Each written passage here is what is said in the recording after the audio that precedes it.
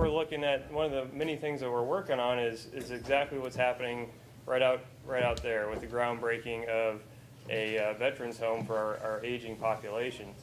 And we're actually looking at doing a study statewide next year about this very topic. But Haines here is so unique in the aspect that they're actually obviously ahead of the curve. The situation is such to where we can put a home out there right now. We know the population, we know the need, we know the region. And so that's truly a special thing what's going on right here, right now. And I just wanted to point that out.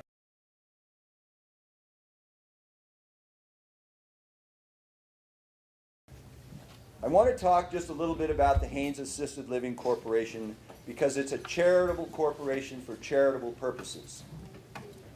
And we call it HAL. So that's an acronym for Haines Assisted Living, HAL. And I like it, so I'm going to reference that as HAL. And what we do is we build, manage, and make affordable and have supportive housing opportunities for special needs populations, particularly focusing on the elderly, veterans, and the disabled. And we do that right here in Haines, Alaska. We've seen that need for, well, since 2002, and that's about when we started, and our official organization was actually incorporated under the IRS in 2006, but we actually formed a corporation in 2004, but it wasn't approved by the IRS until 2006. But Haines and HAL is about the value of people in this community. And we recognize that in this community, we have soul-nurturing relationships for generations. Our elders and those that are impoverished and neglected, that men and women who have sacrificed their lives, or possibly they've been ignored, some people in our own community.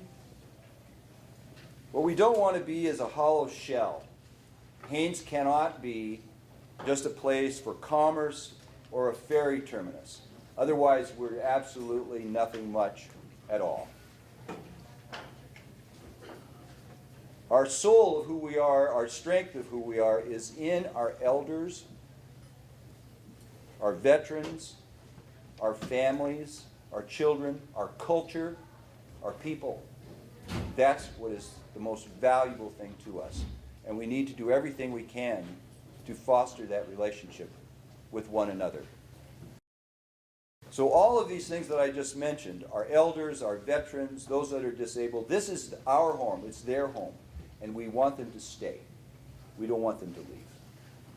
We want them to feel that they're welcome here.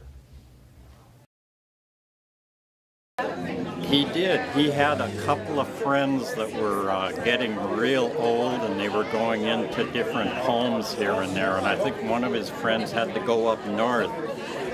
And he knew that as soon as he's gone, that would be about the last time he'd see him.